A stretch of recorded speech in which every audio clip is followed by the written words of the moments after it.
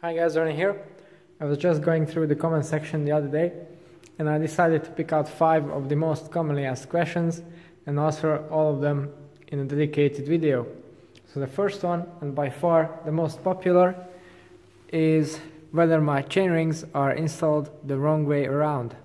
Well, my answer to that is no. Because most of you tell me that there should be a pin under the crank instead of the opposite side. Well, this is a SRAM chainring and there is one. The reason for that is SRAM make 2 configurations for chainrings and spiders. So this is the hidden bolt configuration, which means that, as you would expect, one of the bolts is hidden underneath the crank arm. Regular cranks don't use this configuration. They are called non-hidden bolt cranks, so you can see every bolt. None of them is under the crank arm. So that's where these chainrings come in. These are compatible with both systems. So depending on which one you have, that will dictate the orientation of your chainring and also which pin is going to be under your crank arm.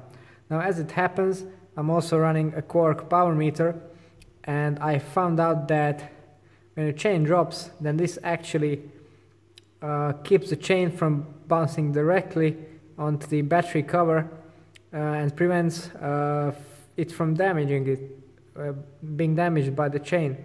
So yeah, that's why I keep it on for some extra security.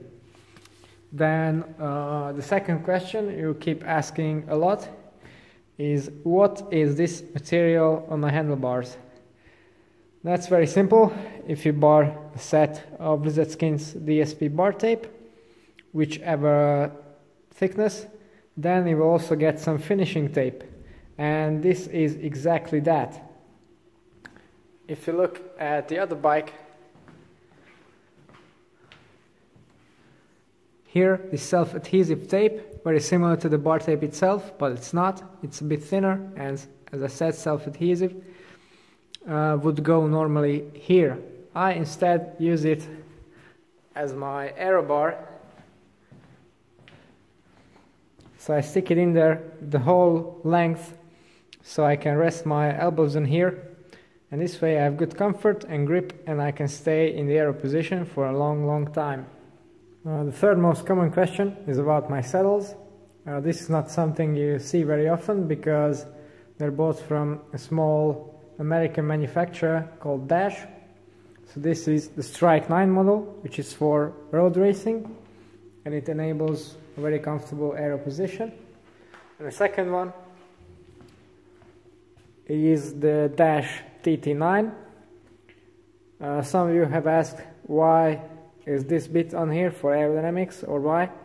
No, it has purely the function of extending a saddle to be long enough to be actually UCI legal. So the only functional part is basically this one, where you're sitting. But if you do triathlon, you can also fit a bottle cage in there. I have used this in the past, but I'm only doing a short ride on a TT bike now, so not anymore. Another question about the aero skewers I've been using. These are again a small manufacturer from the USA, and they are called View Speed, and these are the titanium aero skewers. Well, they just bolt on axles really, and they are very neat, very stiff, no wheel rub, so definitely good product. Okay, and finally I also get quite a few questions about myself. So maybe because of my bikes, the people who see these videos think that I'm some kind of an old midlife crisis type of man, thinking about the Tour de France all the time, but the reality is a bit different. I race and train quite hard.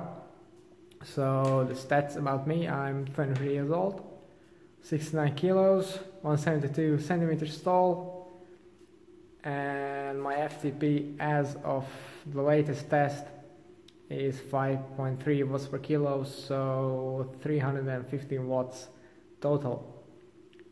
Okay, so these were the questions I get quite often, so if you're thinking about these, then I hope this video answers them. If you'd like to see more about my bikes and about the riding I do, then don't forget to tune into the channel and subscribe. It's all for today. Thanks for watching and see you next time.